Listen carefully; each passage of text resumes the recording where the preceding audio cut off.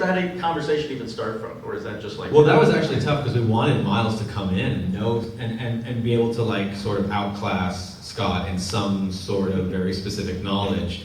And originally we had different things in there that were more specific because we want, it'd be good if it's really obscure and specific. But then we thought, it might go over the heads of too many people.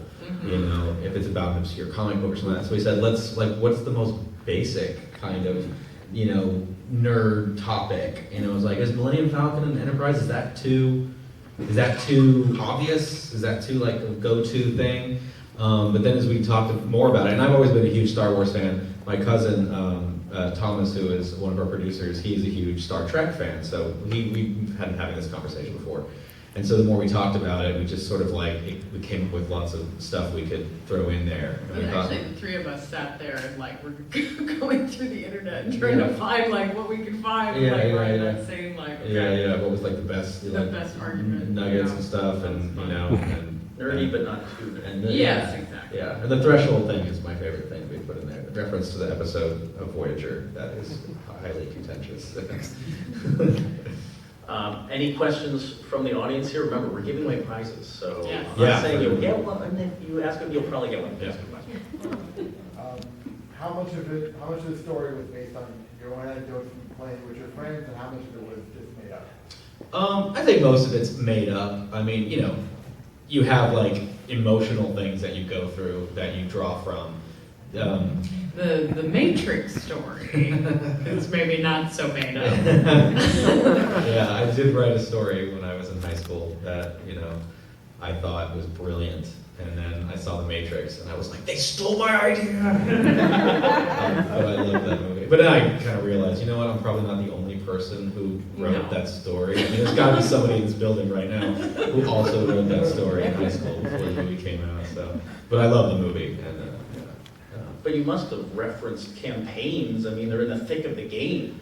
did I reference specific? I guess so. I have,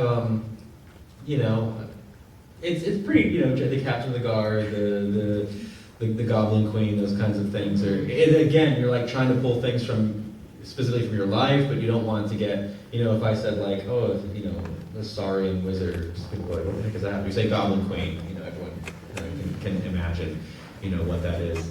I'm trying to think if there's anything specific from the game. I did know somebody who made their own rule set. I'm sure a lot of people know people who design their own rule sets. And I like to think that maybe at some point Scott will get his published, because even if it's difficult to play with, that's got to be a good rule set that he wrote. He's got skill. Questions? I wonder how you divide it up. I mean, you're both listed as directors and writers and everything and all that. How did you divide up your responsibilities while making a movie? We very much work together. Sometimes it's hard to even figure out which person does what. I guess Andrew has a theater background, so he worked very closely with the actors, and even though I did as well. I have a film background, so the visual style and the look and a lot of the aesthetic choices I did. So yeah, But we both collaborate. We collaborate. Yeah. We always know. It's kind of a weird thing we have between us. We know when the right take is happening. Yeah. I like to say that I'm the ears and Katie's the eyes because I wrote the screenplay and worked more with the actors, with the dialogue, and Katie was more, sort of working with the DP to get the right look and the composition, framing, color, art direction, that kind of stuff. Why did you never go into a fantasy shoot? I mean, I'm glad that you didn't, but I wondered why you didn't.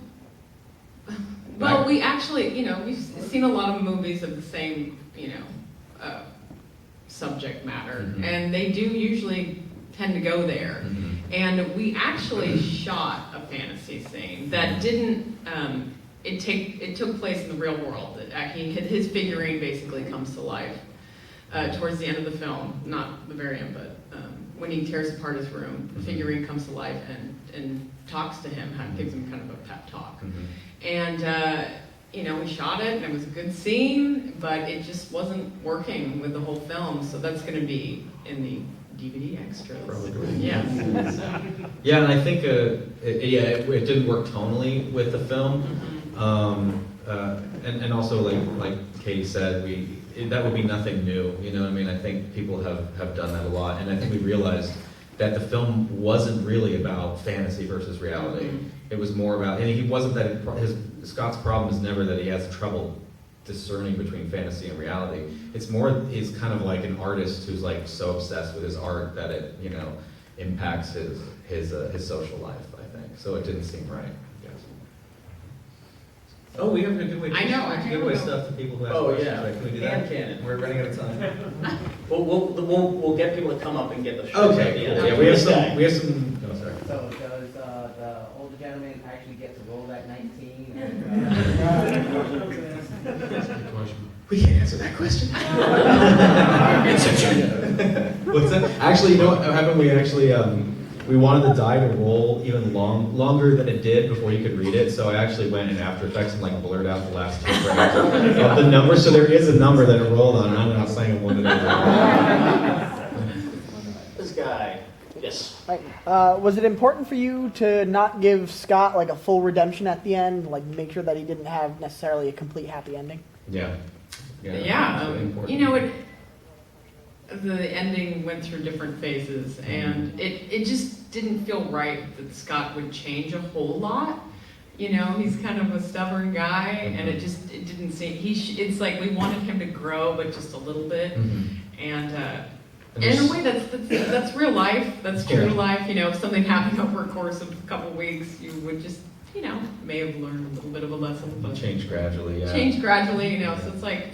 And there's so many films that do that have like, you know, oh, he meets a girl and she, you know, because she dates him, he's a perfect guy now, and all his problems just go away, and that is, you know, I feel like when you're making a movie, an independent movie on your own, the one luxury you have is you get to not have, no one's forcing you to make that happy ending, you know, and we like the character the way he is, kind of. Yeah, we like want him to. We want him to stay who Scott, he you know. is. That's what's fun about Yeah. it. So.